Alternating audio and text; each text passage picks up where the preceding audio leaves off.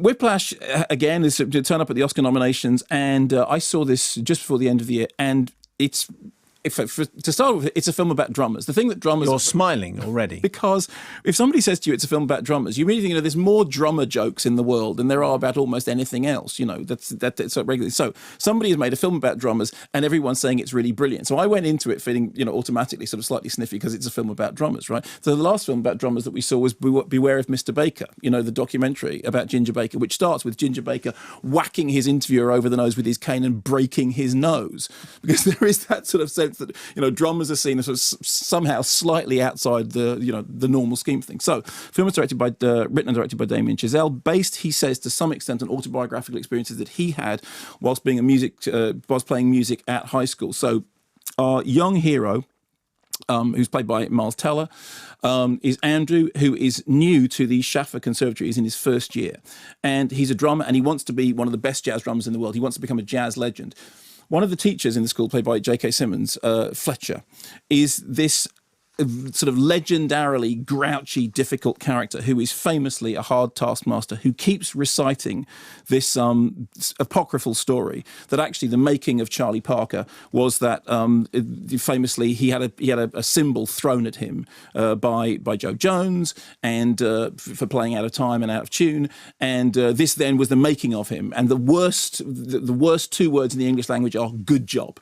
Good job. You say good job to somebody, you immediately kind of get rid of all their ambition. So the story is essentially this kid goes to this drum school and really, really, really wants to impress J.K. Simmons, who incidentally is going to walk home with the Oscar for Best Supporting Actor at the forthcoming Academy Awards. And here's why. 5, 6, 7. Rushing. 5, 6, and. Dragging.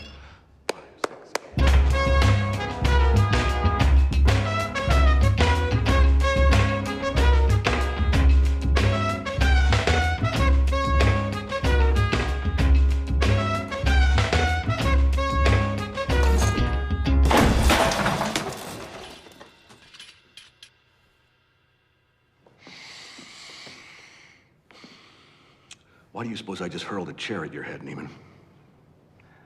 I don't know. Sure you do. The tempo? Were you rushing or were you dragging? I don't know. Start counting. 5, 6, 7. In 4, damn it! Look at me! 1, 2, 3, 4. 1, 2, 3, 4. 1, 2, 3. Now, was I rushing or was I dragging? And that's just the beginning of it. So essentially, it's a music tuition movie that plays out like a war movie. It's full metal hi-hat. It's rocky. You see these sequences of Miles Teller plunging his bruised and bloodied hands into buckets of ice in order to carry on playing, and all the time being yelled at by this character who is very much like Lou Gossett Jr. in An Officer and a Gentleman, or R. Lee Ermey in Full Metal Jacket.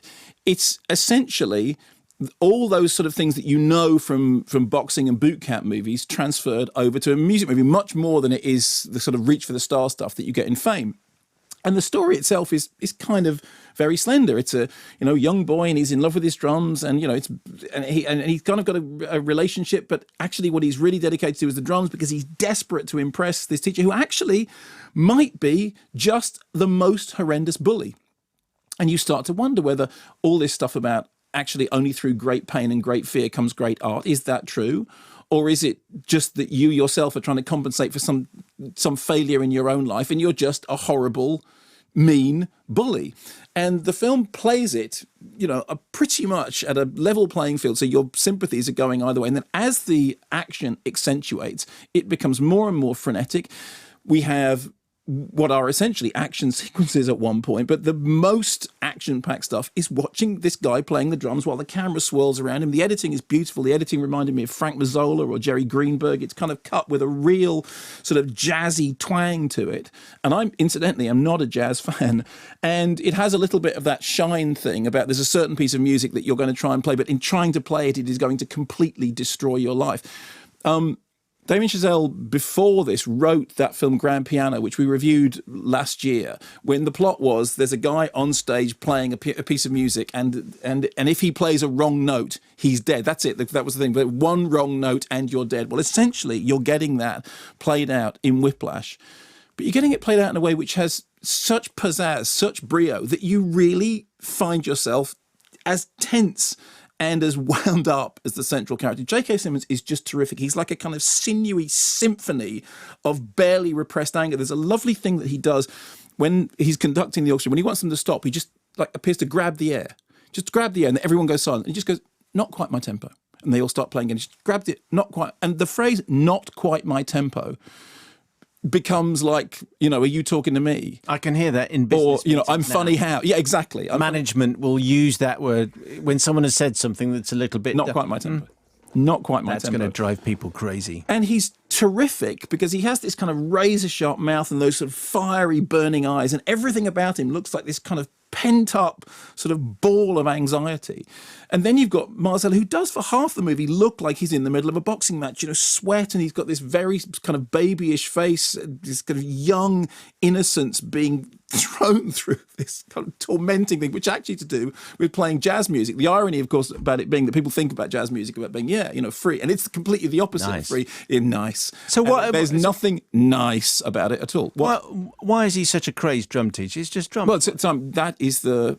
I know what I'm asking you. You've seen the movie. Why is he like that? Yeah, and so it's a sledge. He's a guy. I don't want to. Okay. So the whole point. Well, that is what the movie is about. The movie is about: is he actually? Is he hiding something? Is he a bully? Is what he's doing right? Is it true that you can only achieve greatness by being literally terrorized into it? Or, as we may feel halfway through the film, is it in fact that he is just this repressed ball of anger who's just taking it out on everyone around him? And the film is it's based on a short film which was at Sundance in 2013.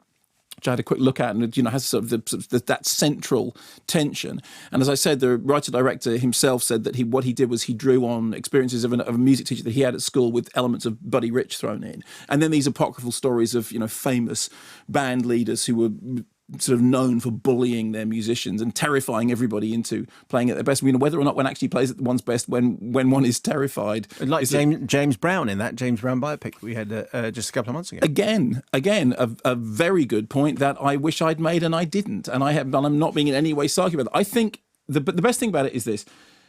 Having, as a bassist, right?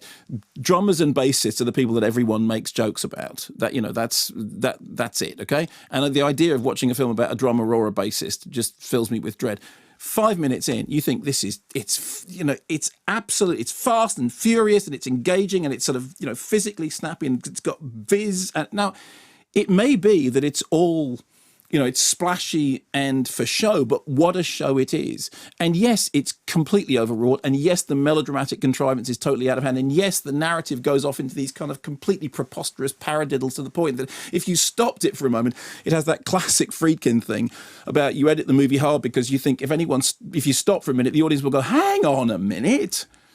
But you don't. And if you don't come out, I would be really surprised if people don't come out of it, with a sort of a pumping heart and thinking, wow, that was a cinematic experience.